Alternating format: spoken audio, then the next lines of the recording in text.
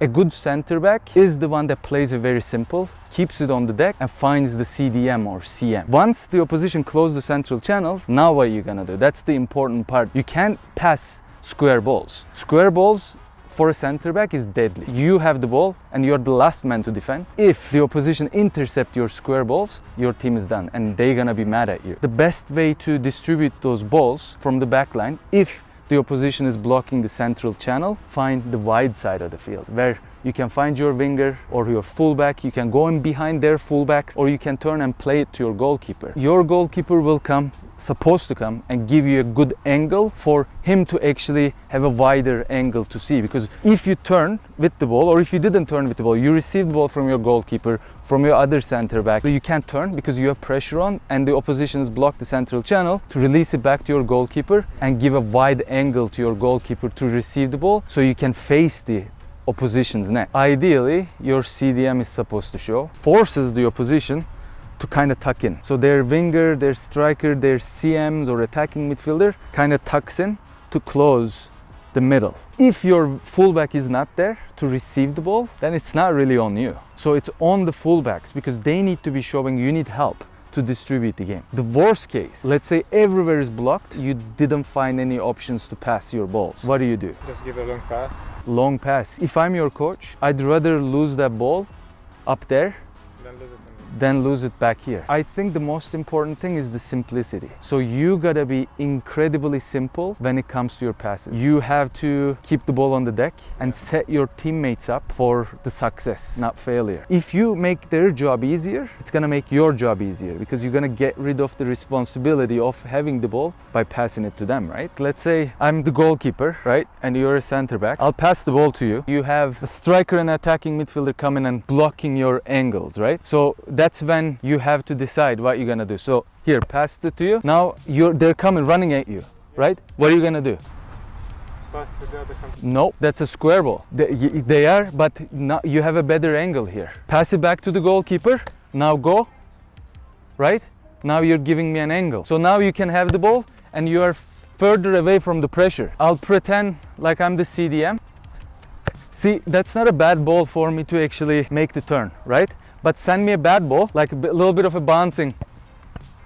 See, that requires me to touch the ball a few times. And that's why it's very important for you to pass those balls on the ground. Basically set the teammate up for success. Now, when CDM has the ball, now the CDM is getting the pressure. If the pressure is on right away, which is most likely the case on a high pressing opposition, pressure will be on right away because that's the goal for the high pressing teams, to put the pressure on immediately to the CDMs. They won't give the CDM the time to turn because they don't want that. They would rather center backs to go wide where the teams are the least dangerous. A good CDM would come around and give you a better angle. So if this CDM is a good CDM and knows what they're doing, they would drop in immediately. They pass it back to you and that's what I do. I actually love to have the ball like in this area. Even in the 18, I love to have the ball. So what I do is I'll push my center back up that way, push my other center back up that way, which will force our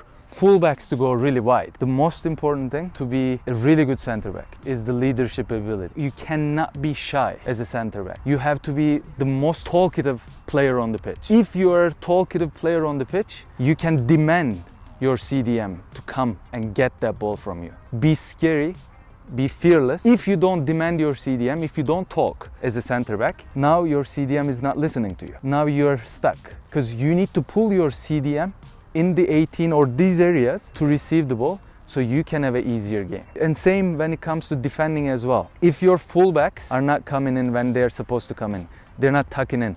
Even your winger, because if your fullback tucked in, your winger also has to tuck in. If you don't talk, if you don't tell your fullback what to do, your winger will not know what to do. So you're gonna have to control all this stuff. To be able to do this, to be able to give commands to your teammates, you have to know what you're doing. Positionally. Leadership, positional awareness, not just center back position awareness, but every other position awareness. If you don't know these, then you can't tell your CDM to drop because then you just don't know what the hell you're talking about. Fullback, you have to know when your fullback is supposed to tuck in. If you don't, now you're giving them a wrong command.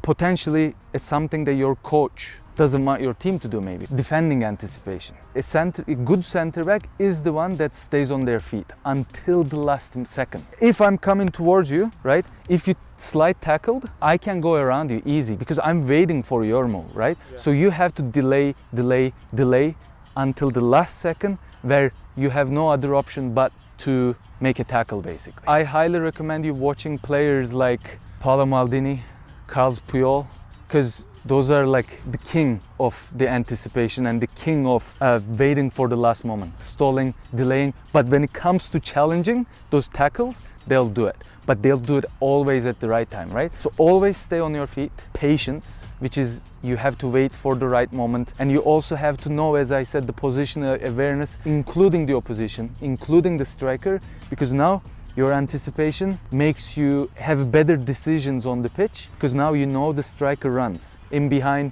What kind of runs are they making? Do you need to go forward or do you need to stay? Do you need to cover the space, the run that striker might make, right? You have to watch games, right? You have to watch center backs, you have to watch full backs, you have to watch CDM. Then playing, of course. Playing no matter what league, what division, what level, you have to be somewhere that you play. Second guessing your decisions, but comes with the pressure that you put on yourself. Yeah. Not the opposition most likely. If you don't want to second guess, you have to always follow the first guess. Let's say you have something in your head. This doesn't have to necessarily be playing center back. This could be playing any other position because you have to change your mind sometimes. You have to change your plans, what you're gonna do. So as a center mid, attacking mid, let's say, or winger, whatever, I'm getting the ball. My plan is to dribble around a defender or fullback.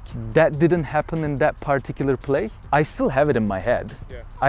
Yes, I changed my decision for that moment, but the next one, I still have it in my head. So I will chase that plan until I can. You can second guess yourself. If your second guess is a risky guess, then as a center back, you can't afford that. There is always a better solution for everything. So your first decision could be to play simple. The second decision could be you passing in the central channel when there's a pressure, which is a wrong decision.